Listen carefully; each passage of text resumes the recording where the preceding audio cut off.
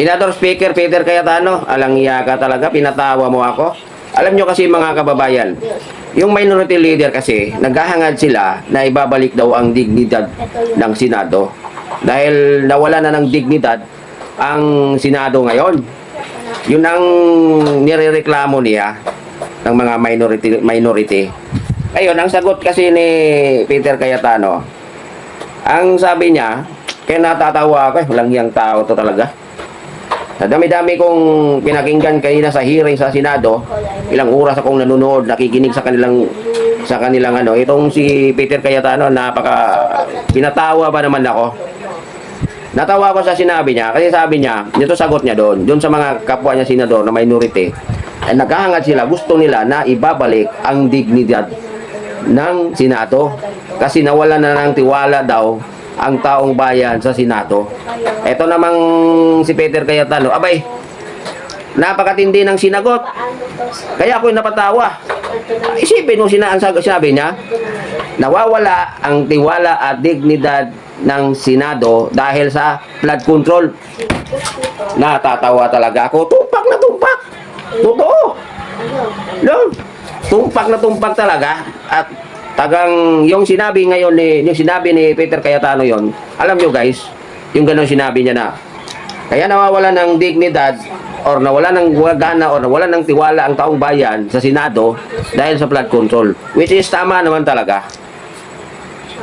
Tama, kaya napatawa ko yung sinabi ni Peter Cayetano doon, ang sakit pakinggan yon guys, lalong-lalo na yung mga minority ng senador na kung saan sila yung may hawak dati. Dahil, di ba, sila yung may control niyan yung minority ngayon. Dati kasi yan, majority yan sila. Nag-majority sila, andyan yung flood control. Kaya, tama yung sinabi niya. Pulsuhan mo, magtanong-tanong ka dito sa mga, yung flood control kasi guys, no? Usap-usapan yan, usap-usapan kahit saan ka, may mga pagkakataon na yung mga kababayan natin nagtipon-tipon na pag-uusapan nila yung mga flood control, yung mga mali-malita. Diba? At daming mga na-involved dyan, mga politiko. Ganyan yan. Tapos, yun nga na, walang masyadong, kumbaga, wala tinigil yung hearing, yung pag-imbestiga dyan sa flood control scam na yan. Kaya, tumbok na tumbok. Tumatagos talaga sa puso yun.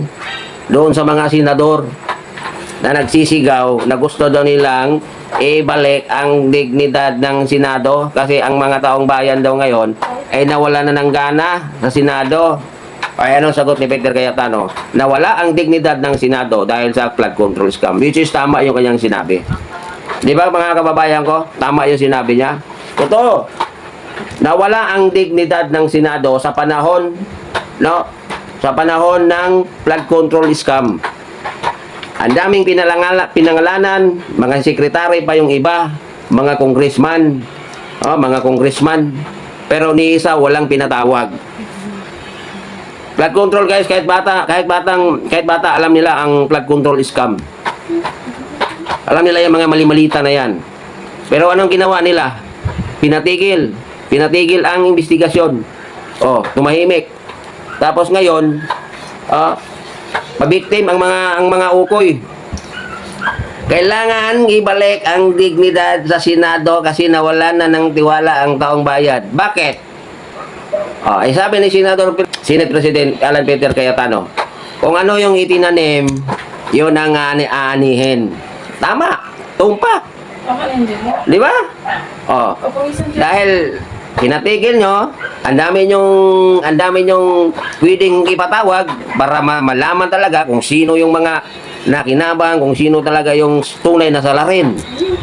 Diyan sa flood control scam na yan, nandyan na yung 18 Marines, kahit isa, wala man lang pinatawag sa Senado na may sapat silang ebidensya. May mga tao silang itinuturo, pero ni isa. At tapos ngayon sabihin nila pabiktim kayo. Para bang sinasabi nyo na kaya nawalan ang dignidad ang Senado dahil sa kasalanan sa majority. Ginila nila ni Peter Cayetano. Excuse me. Bumalik na ngayon ang dignidad ng Senado. Bumalik na yung tiwala ng taong bayan sa Senado. Dahil sa grupo nila ni Marcoleta, Alan Peter Cayetano, yan ang katotohanan. Kaya wag nung baliktarin ang kwento. 5 minutes. Oh, ngayon pilit nila ni ang ng majority ngayon na buksan ulit ang Blue Ribbon para sa sarap magmura eh. Para sa flood control scam na yan. Bumalik na guys. Kayo, may mga Facebook naman siguro kayo, di ba? May kayong mga senador, may mga Facebook kayo. May mga kamera yung mga ano nyo. Siguro naman nababasa nyo ang mga comment ng mga tao sa sitwasyon ngayon sa Senado.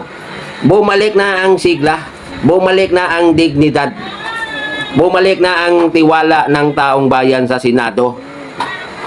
Dahil sa panahon nyo, ang dami nyong, di ba?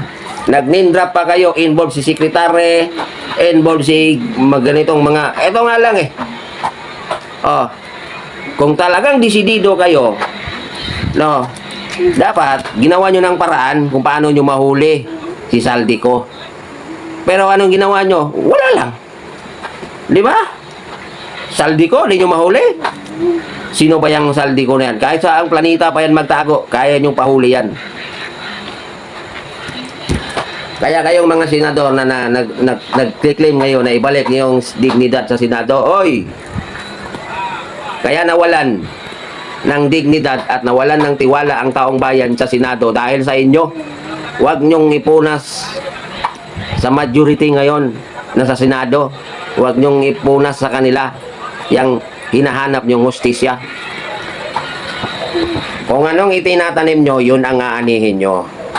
Dahil hanggang ngayon, guys, mga kababayan, mga senador, hanggang ngayon, hindi na kontento ang taong bayan dyan sa flood control scam na yan. Huwag kayong pabiktim. Pabiktim. Bakit? Sino ba kayo? Sige nga, nung kayong panahon na kayo grupo nyo masiga-siga dyan. Sige nga. May nakasuhan ba? Ni isa nga, wala kayong matumbok eh. Andyan na yung witness. Andyan, 18 Marines, magpapatunay kung sino talaga. Pero anong ginawa nyo? Ni-anino nga nila, kiniamoy nila, hindi mo makita sa Blue Ribbon eh. Tapos ngayon sasabihin nyo, pabiktim kayo? Di ba kayo nahiya sa taong bayan? Nako guys, oy mga senador, mas malaki ang tiwala namin ngayon. Sa majority leader ngayon, sa majority ng mga senador, yan 13 na senador na yan. Maraming natutuwa at maraming gustong buksan yang takip ng flood control scam.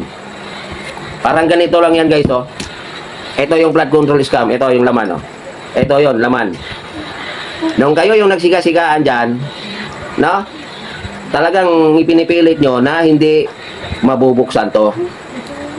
Mabubuksan tong takip. Kasi kung mabubuksan tong takip, maglalabasan, malalaman kung sino talaga ang tunay na nagnakaw sa mali-malitang salapi. Eh ngayon, kinik out kayo. Sila ni Peter Cayetano na naman ngayon, gusto nilang buksan to. Gusto nilang buksan to para malaman kung anong lasa ang laman nito. Kaya bumalik na ngayon ang sigla, ang tiwala, dignidad ng Senado. Hindi sa grupo nyo, kundi sa grupo ni itong nagpapatawa sa akin, grupo ni Alan Peter Cayetano. Yan ang katotohanan dyan, kaya huwag kayong magpabiktim. How dare you na sabihin yung kailangan nating ibalik ang dignidad ng Senado. Kung sa Bisaya pa guys, utot nyo. So good luck sa majority no, sa grupo nila ni Alan Peter Cayetano.